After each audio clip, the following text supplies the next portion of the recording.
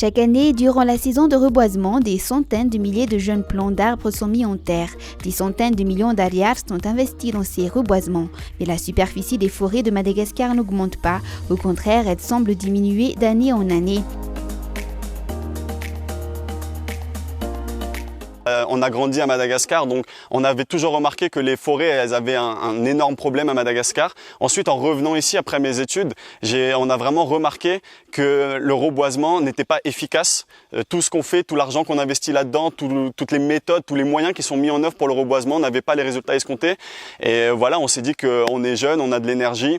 On pense pouvoir apporter quelque chose et voilà, on sait que c'est une goutte d'eau qu'on apporte par rapport au problème, mais il faut qu'on le fasse et on s'est lancé et puis voilà, on n'a jamais regardé en arrière.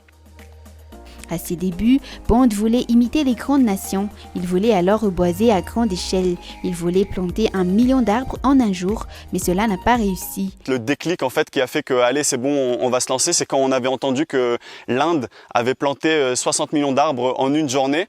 Et nous, on s'est dit, mais pourquoi à Madagascar aussi, on peut pas faire des grandes opérations de reboisement comme ça, comme la Chine aussi qui met 60 000 soldats à temps plein pour le reboisement. Le fait de voir que ces grandes nations qui sont déjà bien plus avancées que nous investissent à fond dans le reboisement, ça montre bien qu'il faut que Madagascar aussi se lance là-dedans, surtout que nous, on est vraiment un des pays qui est le plus durement touché par la déforestation au monde.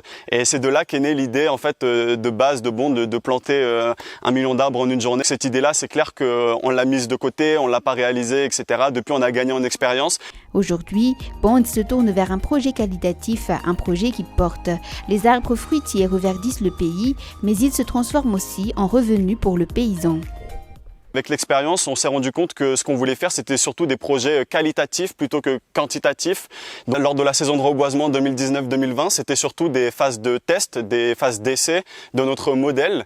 On a planté à peu près 1000 jeunes plants dans la région d'Anjamasn. À notre grande surprise, il y a eu un excellent taux de survie malgré le fait qu'on ait planté les jeunes plants à la fin de la saison de reboisement. C'est surtout parce que c'était une collaboration avec un paysan qui était aussi très engagé avec nous. On a effectué le suivi régulièrement avec notre partenaire.